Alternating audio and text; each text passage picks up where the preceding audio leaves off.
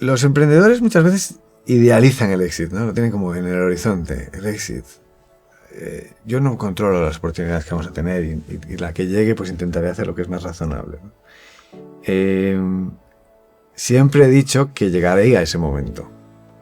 De hecho, mi mujer tiene yo no sé si conoces hay una tienda de regalos que lo hace, pero tenemos en casa un regalo que me regaló por mi cumple, un libro con mi cara y está vacío por dentro.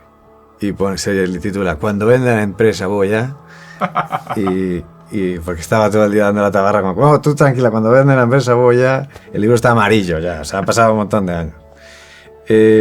Bueno, no lo sé. Hoy nos visita Pedro Pestana, que es el founder de Marosa. Seguramente no te suena, porque está claro, es una empresa que se dedica a las liquidaciones de IVA para Enterprise, es decir, para las empresas grandes. Pero espérate, no te bajes del podcast, porque esta historia tiene muchos temas interesantes. Primero, ver cómo la regulación hace que un negocio que aparentemente es aburrido y no tiene mucho de sí, crezca y solucione problemas muy relevantes y que las empresas lo busquen sin necesidad de hacer casi marketing ni esfuerzo de venta. Segundo, cómo hay emprendedores tradicionales en su cabeza que hacen el negocio como se hacía antes. Busco un cliente, gano dinero, reinvierto y llegan hasta varios millones de manera bootstrap, y en qué momento hacen el switch y deciden que van a meter capital en su empresa para ver lo que viene después. Bueno, quédate que tenemos un episodio interesante con un emprendedor bastante maduro y reflexivo. Bienvenidos a Outliers, un podcast con conversaciones de negocios con personas atípicas. Presentado por Joseph Gelman.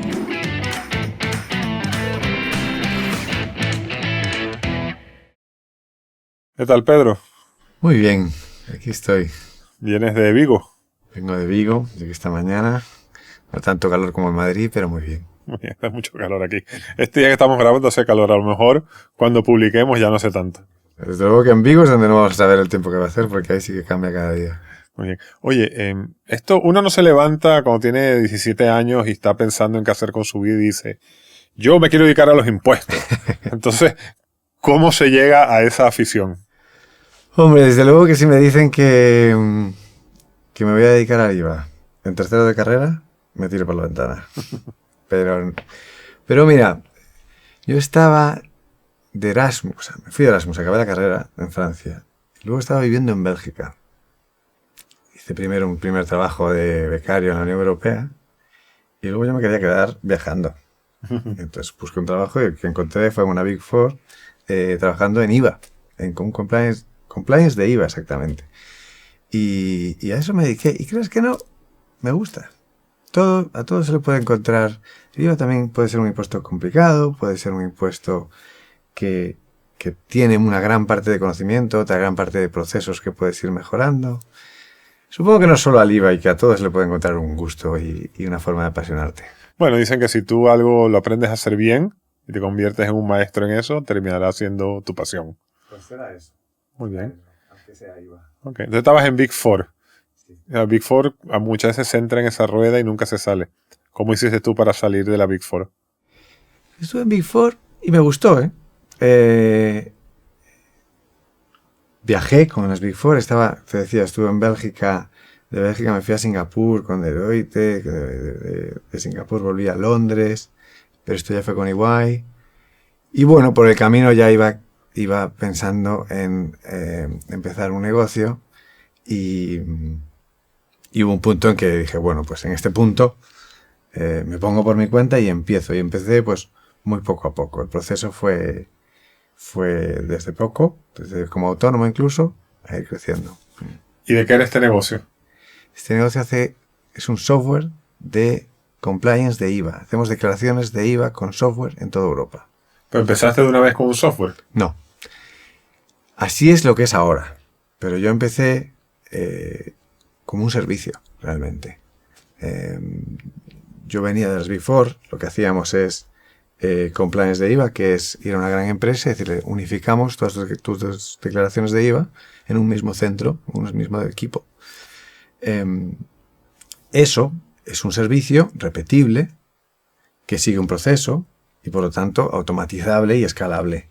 Entonces, la tecnología que ya estaba ahí en algún momento, una vez que yo empecé y pasados unos años, no fue de un día para otro, fue evolucionando y lo fuimos haciendo crecer hasta pasar de ser una empresa principalmente de servicios a una empresa de software, principalmente de software. Nunca al 100% de las dos, porque vendiendo software enterprise siempre necesitas una capa de servicios, una capa de apoyo, pero fundamentalmente de software, y lo notamos, eso se nota en muchos aspectos. Okay. Vamos a echar un poco para atrás. Esto del IVA, para los que no tienen empresas, explica muy simplemente de qué se trata, esto de liquidación del IVA. Claro, porque la gente dice, no, el IVA, eso es un impuesto al consumidor, eso te viene en el ticket del restaurante, ¿no? El IVA es un impuesto al consumidor especial porque cada parte de la cadena de suministro tiene que repercutir y deducir el IVA. Es como si fuera una bola en dos manos que hacen malabares. El IVA sube y el IVA baja del Estado. Se va repercutiendo, se va deduciendo hasta que llega al consumidor final, que solo lo paga. No lo puede deducir. Esa malabar exige muchas declaraciones de IVA. Todas las empresas tienen que declarar el IVA en todos los países en los que operan. De modo que el IVA es un impuesto con mucho compliance, con mucha administración. Sencilla, pero mucha en volumen. Y eso es lo que lo convierte en un negocio que para nosotros pues ha funcionado. Es decir, toda empresa tiene que una vez al mes decirle a Hacienda o a quien sea, oye, yo cobré tanto IVA, pagué tanto IVA, y la diferencia se la tiene que dar a Hacienda. Exactamente así. Okay. Con complejidades, porque luego lo que tú cobraste y lo que tú pagaste no siempre depende de las operaciones que hagas. Y ahí entra el conocimiento fiscal y la experiencia. También tiene una parte de cómo tengas configurado tu sistema. Hoy en día, cuándo y cuándo no cobras IVA depende de tax codes que tienes en tu ERP, bueno, con configuraciones. Entonces tiene una parte de software, una parte de conocimiento fiscal, al principio, durante y al final con la presentación. Ok. Entonces tú te lanzas a ayudar a las empresas en esto, pero empiezas como un autónomo dando un servicio, ¿no? Te llaman la empresa. Entonces tú ¿qué? Tú tenías ahí, te pasabas 24 horas con tu Excel conciliando. No, a ver, yo no es que me lanzara, como te decía antes, no era mi pasión. No nací empresario, desde luego. Tuve un buen jefe que me empujaba a hacer muchas cosas. Me proponía, yo decía siempre que sí, o yo le proponía y decía siempre que sí. Y eso despertó un gusto por hacer las cosas. Y la verdad, no sé si soy un empresario en serio, si lo seré después de esto, pero me encanta montar saraos. O sea, eso me sigue gustando. Y aún hoy en día, cuando montamos una nueva línea del software o lo que sea, me gusta. Eso, unido a, bueno, pues circunstancias de vida. En Singapur tuve un tema de salud y que te ayuda un poco a tomar decisiones rápidas, pues acabé montando Marosa. Ok. ¿Qué es la empresa a día de hoy? ¿Qué es la empresa a día de hoy? Sí. Cuando dices que tuviste un tema de salud y que eso te empujó, o sea, ¿en qué sentido esa situación te llevó al emprendimiento? O sea, ¿dónde está el link? Es curioso, o sea, yo tenía ese... Primero estaba de viaje, que también influye, que podríamos hablar de cómo influyen los viajes ¿por qué hay tanto emprendedor que ha vivido fuera? Pero... y también tenía a Olivier, que me había empujado a hacer muchas cosas. Pero la decisión de decir, oye, ahora sí, y tomar el paso, probablemente haya influido. Yo tengo esclerosis múltiple. Y estaba en Singapur cuando me lo dijeron. Fue como a todos los que se lo dicen, yo creo, el diagnóstico es largo. Y empezaron diciéndote, bueno, es un cáncer, que además es un cáncer que no tiene buena pinta. Total, que vivir con eso también te ayuda a tomar decisiones rápido. No solo en los negocios, en todo. También tengo una ONG, y monté una ONG, dices, la monto y la monto. Conocí a Isa, mi mujer, y a los pocos meses ya le estaba pidiendo que se casara conmigo. O sea, son decisiones que tomas rápido. Y con la empresa igual. Dices, bueno, lo hago y lo hago ya. Entonces creo que eso me ha ayudado. No es que lleve la esclerosis como si fuera mi bandera y vaya por ahí presentándome como persona que tiene esclerosis, pero si miro hacia atrás, que en realidad es como luego pienso, cuando lo haces no sabes por qué. Pero mirando hacia atrás es como dices, ¿qué pasó aquí? Y viendo el desarrollo de las cosas y los tiempos, aquello fue un hito. Ok. Entonces te lanzas a emprender. ¿En qué momento entra la tecnología y cómo entra la tecnología en la empresa, ¿no? Pues digo que empezaste dando servicio Ujú. y en un momento dices, oye, esto tiene que ser un producto. O sea, ¿cómo llegas a eso? Pues me gustaría decirte que fui un visionario y lo vi venir, pero lo cierto es que tuvimos primero una demanda inicial, o sea, el mercado lo pedía, y luego un empuje regulatorio. Nosotros estamos en el área de tecnología fiscal y es un área que está creciendo no solo por la tendencia de las empresas, sino por empuje de los gobiernos diciendo que cumplas con leyes que exigen un software de fiscalidad. Ok. Entonces, eso fue siempre un gran empuje, que es una suerte. O sea, hay negocios vitamina que te mejoran y negocios medicina.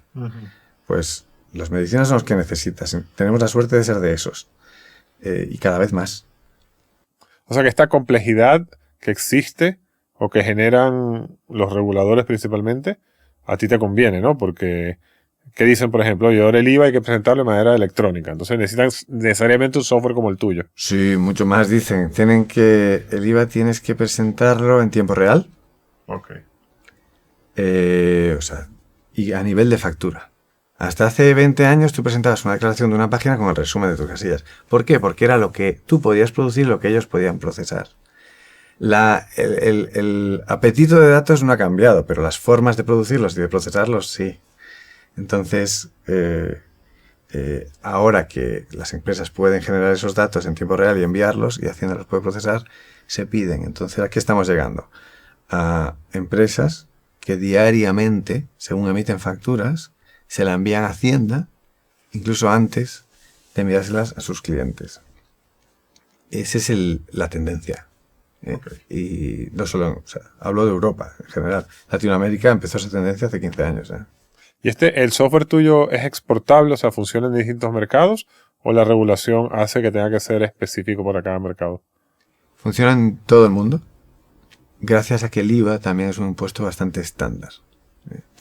De manera que la base, el tronco común, es el que es y es común. Y luego hay adaptaciones que se van haciendo para cada país, con fechas, con casillas.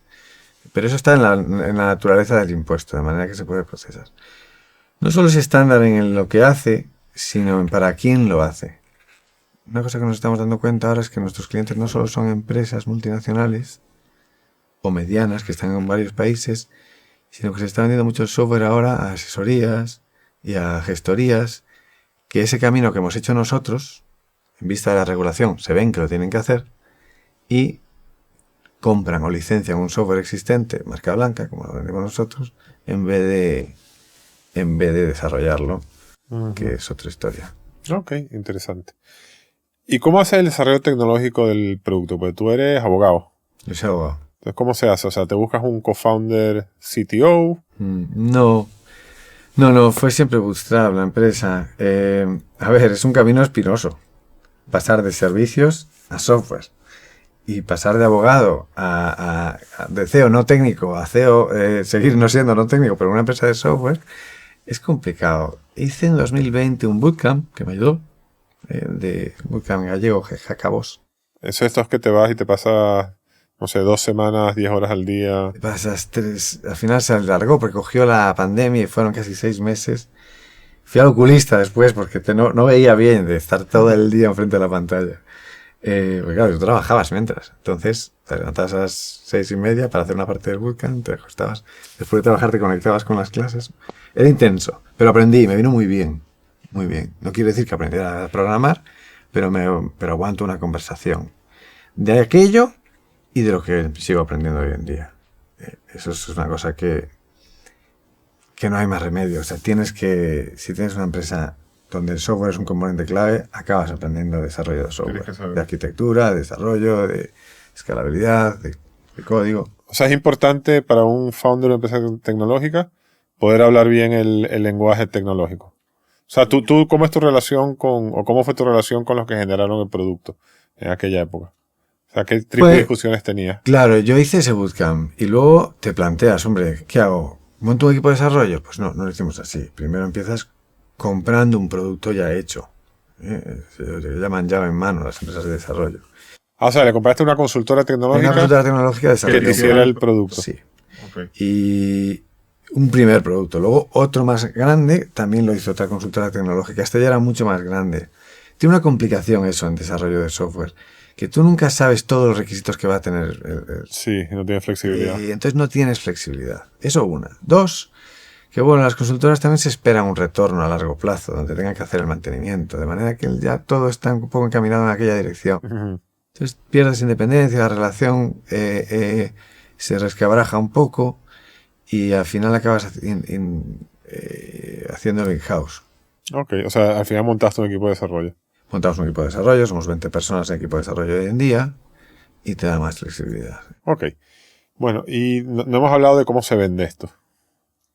Claro. No es con influencers y redes sociales, me imagino. No es B2C, ni siquiera mucho marketing. Aunque ojo, porque en aquellos primeros meses, no llegó al año, donde estaba yo solo, sin ningún cliente, me puse a hacer muchos contenido web, que al fin y al cabo, ni siquiera con la conciencia de que era marketing, era la conciencia de tengo que hacer algo aquí porque...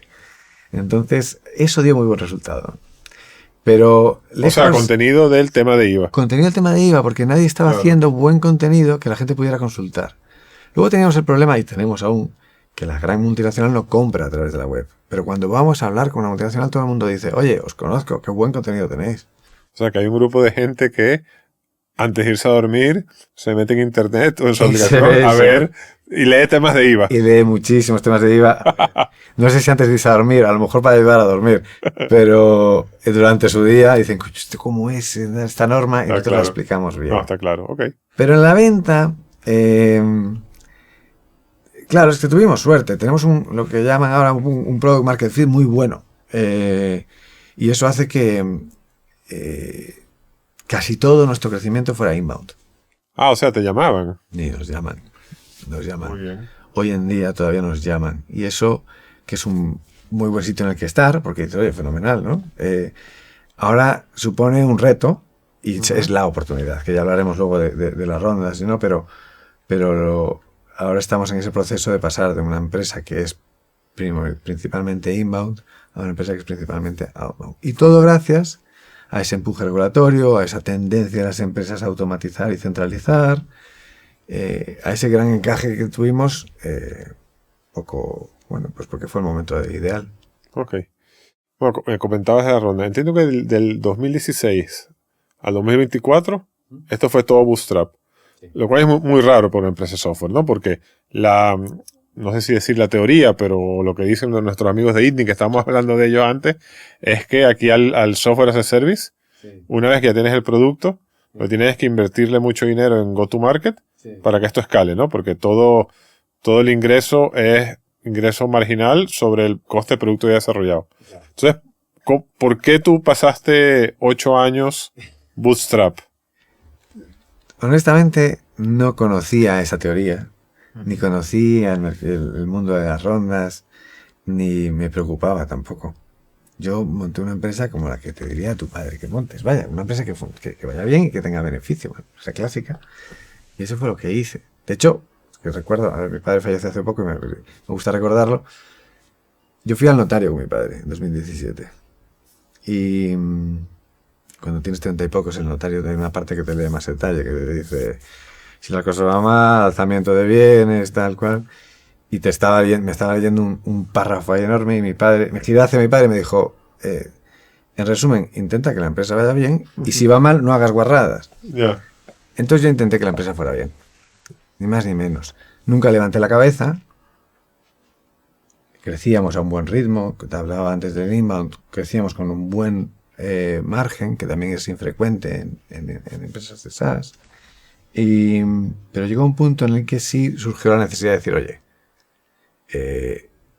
todo este beneficio está muy bien, pero estamos perdiendo la oportunidad de crecimiento.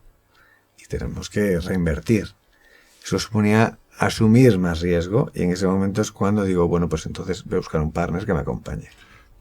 Pero eso pasa porque, no sé, empiezas a escuchar podcast y empiezas a saber que hay un mundo de Venture Capital o cambia tu chip mental. El otro día estuvo aquí Dionisio Ugalde, no sé si lo escuchaste, tiene una tienda que se llama Padel Pro Shop, que vende 20 millones. Podcast, sí. Y no es que no tiene, no es que no levanta capital, es que no tiene deuda. O sea, él tiene un tema entendible, psicológico, que es que él no quiere deberle dinero a nadie. Ya está bien. Él quiere todo el beneficio para él. ¿A ti te pasaba algo de esto? ¿Y cómo lo rompes? Bueno, tampoco tenemos deuda y no tuvimos nunca. Y tuvimos la suerte del negocio que era. Tenía, y sigo teniendo, mucho contacto me mandan muchos emails y mensajes por LinkedIn de fondos. Y esos son los que te empiezan a contar lo que pueden hacer por ti, porque de vez en cuando coges una llamada. Sí. Siempre contesto, pero ahora ya hoy en día no entro en llamadas, pero en aquellos momentos donde te empiezan a explicar, oye, pues podemos enfocarlo así, o enfocarlo con más secundario, menos secundario, y entonces empiezas a ver el encaje diciendo, bueno, pues si es así, puede funcionar. Eso unido a lo que te hablaba antes de la necesidad, es decir, bueno, pues voy a cambiar un poco las tornas, voy a dejar de enfocarme en una empresa que se centre tanto en el beneficio y va a ser una empresa que se centre mucho más en crecimiento. Creo que lo debía haber hecho antes. Bueno, lo hice. En este momento pre-ronda, ¿cuáles eran las métricas del negocio? Eran métricas propias de una fintech. En cuanto a margen bruto, eran las propias de una fintech, que te puedes ese rango entre 70 y 90, pues por ahí. En cuanto a crecimiento, sí, estábamos en 35-40%. Las métricas de EBITDA, como te decía antes, eran demasiado altas. Eso era lo anómalo. Y en cuanto a churn y mantenimiento de clientes, era muy bueno. El churn estamos en un negocio donde al ser enterprise los clientes no se van. Entonces, claro, porque ya tú estás conectado con su otro software. Claro. Un switching cost alto. Sí, y además recibimos muchos clientes de las Big Four. Okay. Y que a la vez son partners también, pero es algo distinto lo que ofrecemos. Pero claro, no somos una Big Four. Entonces empiezan cuando un cliente de una enterprise se mueve y implementa un sistema, normalmente no se va. Pero además, cuando se mueve a una empresa donde no reconocen el logo, empiezan un poco pequeño y suben después mucho más el trabajo una vez validado. Con esto lo que quiero decir es que nuestro churn es positivo. Okay. Vendemos mucho más a clientes existentes de lo que perdemos con clientes que se van. Ok. ¿Y puedes decir cuánto facturabas en ese momento o no puedes? Sí, facturaba en torno a 6 millones de euros. Ok. Fue en el pasado. Pero esto ya fue hace año y medio. O sea que es una métrica bastante. Entonces, te inyectan 12 millones, ¿no? ¿Qué vas a hacer con esos 12 millones? Es un private equity. Es un private equity. Lo de las líneas entre private equity y venture capital creo que hoy están un poco más diluidas. De hecho, es un private equity growth. O sea, desde luego que no somos una empresa donde normalmente se fijen los private equity, que están más en los 30, 40 millones de facturación, ¿no? O sea, growth significa que ellos ven que tú eres una empresa ya consolidada. Quizás es un poco la mayor diferencia con el capital riesgo en early stage, ¿no? Ya no están invirtiendo en una idea, están invirtiendo en una empresa que ya está creciendo. Efectivamente. Porque creen que puede acelerar el crecimiento y después vender. Correcto, es una serie A. Es una serie A de libro, en eso sí. Luego, quien la haga, venture capital o private equity. Pero así fue. O sea, teníamos muchas conversaciones con muchos fondos que nos contactaban. En concreto con Aqualine hablamos durante años. O sea, recuerdo que mi primera hija acababa de nacer y cuando cerramos la ronda tenía ya 2 años y pico. O sea, de vez en cuando hablábamos. Y esto se hace mucho, ¿eh? Hablas cada 6 meses con unos y otros, pues para mantener el contacto, porque tampoco no importa nada tomarse un café. Y finalmente la cerramos. Ok, ¿y qué vas a hacer con estos 12 millones? Primero, cambiar la empresa. Ok. Para estar menos, no cero, pero menos enfocado en EBITDA y más en growth, en crecimiento. ¿Cómo hacerlo? Bueno, hay ciertamente un enfoque en ventas y marketing. Lo que yo repito al equipo también es que tenemos que crear una maquinaria de ventas predecible, medible y muy basada en procesos. Y el otro componente es I+D. O sea, invertimos mucho en producto. Hay que invertir en producto todo lo que podamos desarrollar, porque es el momento. O sea, es un momento en que la regulación de factura electrónica está entrando con fuerza en muchos países a la vez y hay que abarcarlo. Y además la única complejidad que tiene esto que hablábamos antes de la regulación es que no es un campo en el que hagas un MVP y vayas viendo. Sí. Tú si sales con la solución de factura electrónica en Francia, tienes que salir con todo. Con todos los regímenes, con todas las especificidades, porque si no, pues se te van los clientes por no tener lo que les falta. Ok. Que tengan una... O sea, entiendo que la factura electrónica es un producto adicional. Sí, adicional y complementario, porque aunque nosotros empezamos haciendo declaraciones de IVA, ahora los gobiernos piden que emitas facturas electrónicas, que eso quiere decir que tus facturas las emita una máquina, las reciba una máquina, okay. Que no haya una persona por el medio, no haya PDFs. Un PDF no es una factura electrónica, sí. Tiene que ser un archivo XML, etc. Pero los gobiernos dicen, envíamela a mí antes de tu cliente.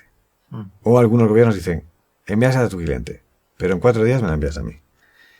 Y eso convierte a los softwares de facturación electrónica en softwares de reporting fiscal. Okay. Y ahí entramos nosotros, porque tienes hasta que tener un gorro de asesor fiscal para enviar datos a Hacienda. Okay. Y ese gorro lo tenemos. Y luego la factura, que es el centro de los datos de la declaración de IVA, reutilizamos esos datos y cuadramos declaración de IVA con datos de factura electrónica. Ok, entonces cuando dice que vas a hacer go-to-market, ¿esto cómo se vende? O sea, varias preguntas. Primero, ¿vas a seguir yendo a Enterprise o vas a empezar a ir también a empresas pequeñas o medianas?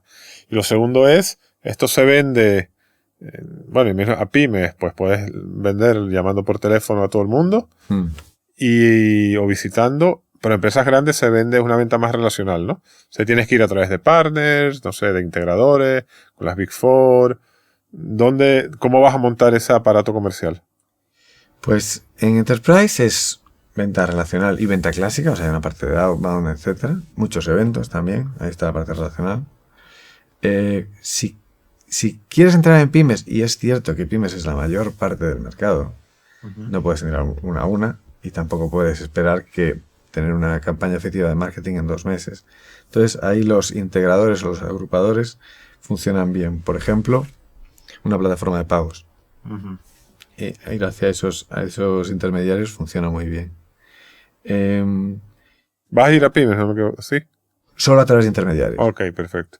Pero gran parte del paso importante es que vas a ir a pymes. Sí, bueno, pymes porque está en gran parte del mercado y luego Enterprise mantenerlo porque sigue siendo outbound. Okay. Ahora es outbound, sí. Pero bueno, el go-to-market, si hubiera una varita mágica para acertar, lo que me he dado cuenta es que uno hace un go-to-market y luego tienes que ir cogiendo los hilos que sueltan. Porque tú crees que vas a vender una cosa de una manera y después te aparece una oportunidad que dices, coño, esto funciona. Y tienes que tirar de ese hilo. Por ejemplo, siempre pensé que el software se iba a vender por módulos. Factura electrónica, declaraciones de IVA. Pero ahora nos están llegando asesorías que quieren todo el software. Quieren una licencia para ponerle su nombre y decir, es que no queremos hacer ese recorrido, como te decía antes. Entonces nunca fue algo en lo que pensara que fuera a salir y una desviación del go-to-market que funcionó. Ok. ¿Cuánto cuesta o qué ARPU tiene un cliente para ti usualmente? O sea, si viene una compañía grande y contrata tu software, o sea, ¿es un software as a service o le cobras por número de transacciones? ¿Cómo funciona? Tú cobras por el volumen de declaraciones que tengan. Ok. Ahí está la recurrencia, porque las declaraciones son mensuales o trimestrales. De modo que tiene Sonability tiene una parte de subidas y bajadas durante el año considerable, pero al final del año siempre son las mismas fees. Así se cobra. Luego a veces por volumen. Y hay un 15%, antes hablábamos de los servicios, ¿no? Es clavado cada año 15% de servicios, que son auditorías fiscales que les haces, asesoría fiscal que les haces. En eso nosotros lo llevamos bastante a gala, que somos asesores fiscales. Nacimos asesores fiscales, seguimos siéndolo. Tenemos un equipo de desarrollo, tenemos un software, pero somos asesores fiscales. Y si tienes una inspección fiscal, te la hacemos. Ok. Y el plan de escalado es ir a... O sea, sacar este nuevo producto de factura electrónica e ir a otros mercados o seguir explotando los mercados en los que estás con más intensidad comercial. Hombre, partiendo de inbound y estando casi a cero de outbound, el plan es ponerlo todo sobre el outbound y empezar a que nos conozcan y poder tener la oportunidad de llegar a clientes que de otro modo no llegaríamos. Dedicar también recursos específicamente a upselling, porque ahora mismo eso que te hablaba antes de que los clientes piden más, es reactivo. Entonces, intentar apoyar a los clientes, decir, oye, tenemos este otro producto, factura electrónica llega en Polonia en febrero, ¿lo tienes hecho o no? Ese tipo de cosas, tener un proceso con el liderazgo que requiere que lo lleve, creo que será nuestra mayor prioridad. Ok. En esta ronda hiciste algo de secundario. Para el que no sabe, no es secundario significa que no solo se metió capital en la empresa, sino que te compraron a ti personalmente parte de tus acciones. Esto es algo un poco polémico, ¿no? Porque gente dirá, bueno, pero si haces secundario es porque quieres coger ahora dinero en vez de coger más dinero. Quieres coger algo ahora en vez de coger más dentro de 4 años, ¿no? Cuéntanos de eso un poco. No estoy de acuerdo con que sea así, aunque reconozco que se ve muchas veces como que te estás bajando del carro. Sobre todo, mucho más en España, fíjate, con fondos españoles que con fondos americanos, que eran los primeros que venían por delante diciendo, oye, haz un cash out. En una empresa que ya está, que tiene cierta validez, y que está bootstrapped, tiene todo el sentido, si no, incluso más sentido que hacer ampliación de capital, hacer un poco de cash out. ¿Por qué? Porque yo tengo una familia, o sea, no vas a levantarte todas las mañanas y apostar el barco en el que también está tu familia, ¿no? Entonces, sacar un poco de dinero para decir, oye, pues si hay una emergencia de salud o tenemos un piso pagado, está bien. Pero es que además a nivel de negocio, una vez que has hecho eso, dices, ahora sí, ahora es poleo el caballo y empezamos a esta parte que ha quedado asumir un poco más de riesgo. Entonces te haces un poco más ambicioso incluso. De manera que ese era el encaje de la ronda, ¿no? Sacar un poco los huevos de la cesta y, con lo que queda, ir con mucha más fuerza. Ok. ¿Y el fondo le pareció bien esto desde el principio? Lo propusieron ellos. Sí. Ellos propusieron eso. Bueno. Sí, entendemos que esto te deja como más, como una vida un poco más tranquila en cuanto a pensar en el beneficio económico y te puedes enfocar más en el negocio. Ok, sí, bueno, pues esto es un tema, como te digo, que no siempre hay gente que está en contra, hay gente que dice que no, etcétera, etcétera.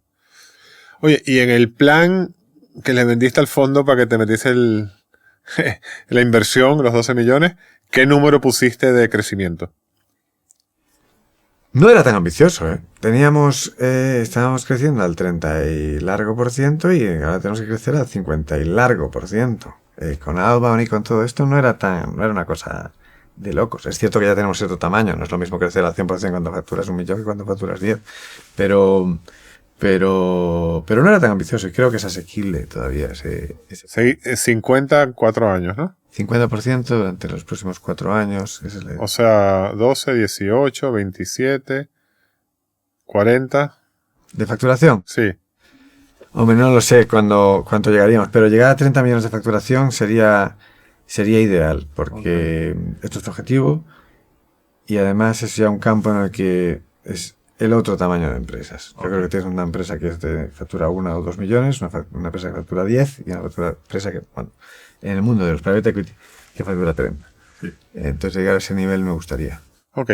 ¿Tú eres consciente que en 4 años el private equity, lo más probable, o bueno, va a salir, ¿no? Porque los private equity, bueno, justo el episodio que publicamos la semana pasada, que no va a ser la semana pasada cuando publique pero sí la semana pasada con respecto a hoy, era de Crescenta, que es un broker de fondos de private equity. Entonces él explicó que private equity está 4 o 5 años invirtiendo y 4 o 5 años desinvirtiendo, ¿no? O sea, a ti te van a desinvertir.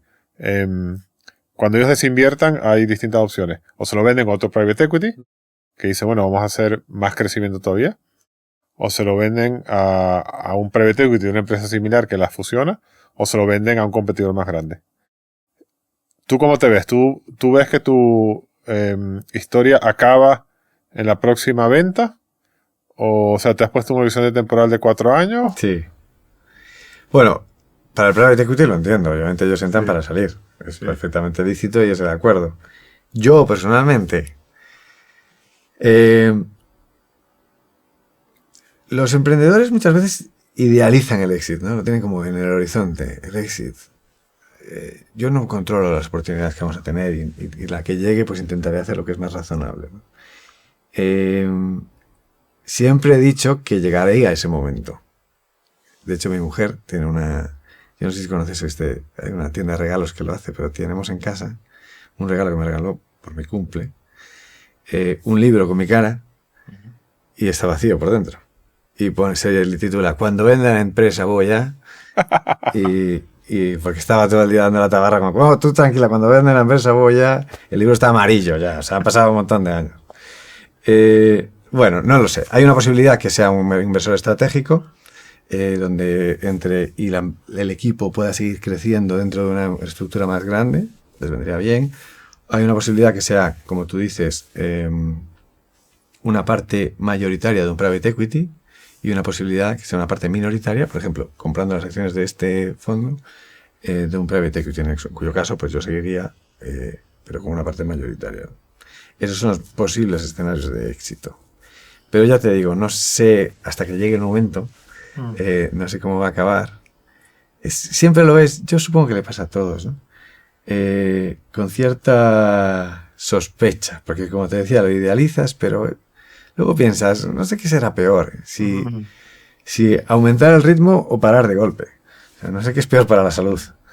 Y esa duda siempre la tengo. De todos modos, a mí me gusta mucho la marcha y haga lo que haga, tener que seguir haciendo cosas después.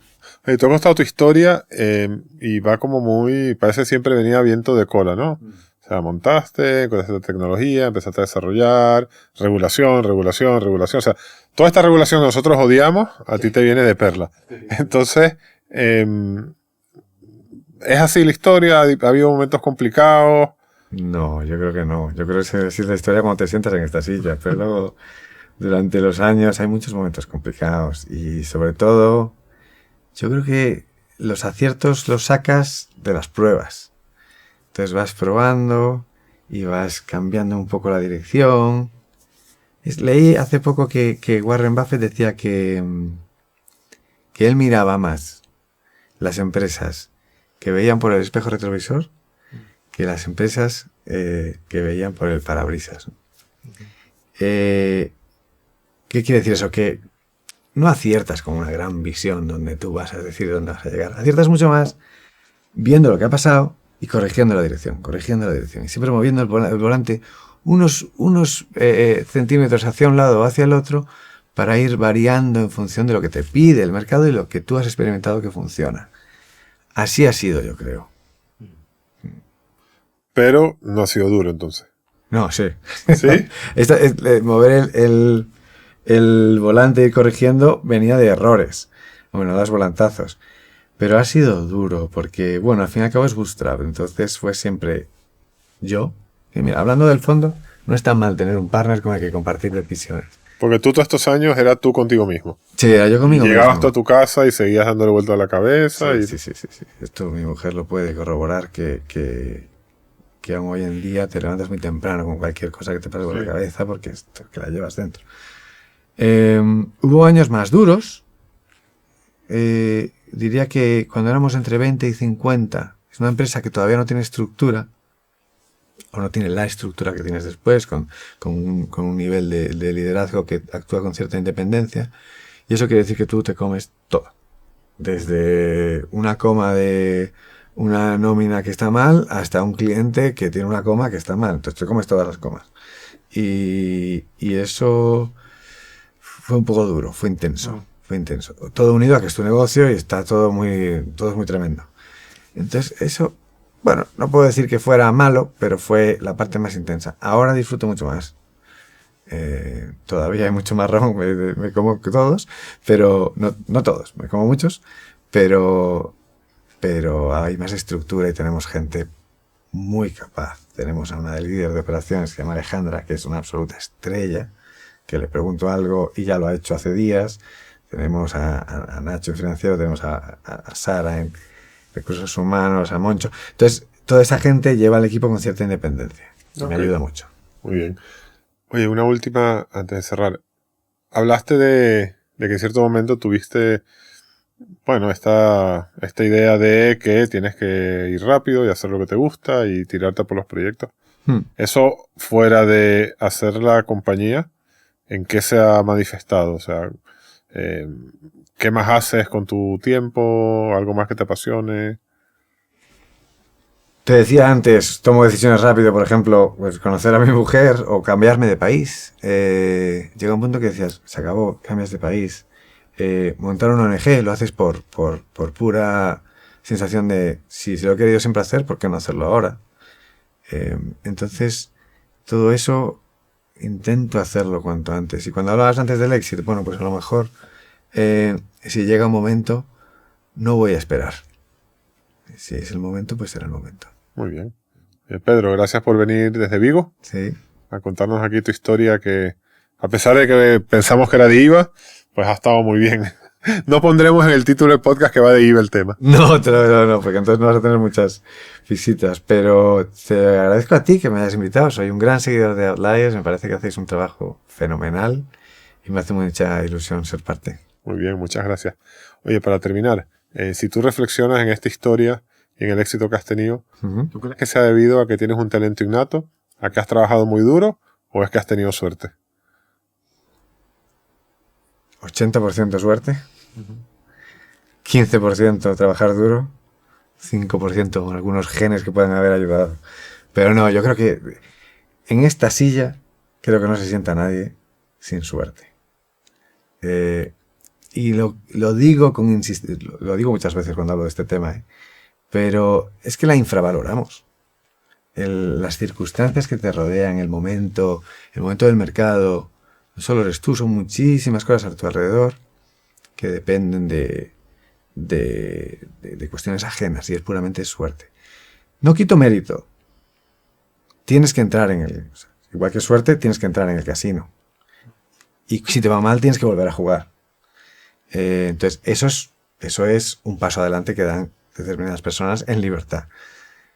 Pero una vez dentro, la suerte juega un papel fundamental y creo que deberíamos traer esto más, no tanto para no darse palmaditas en la espalda si va bien, como para tampoco martirizarse si va mal.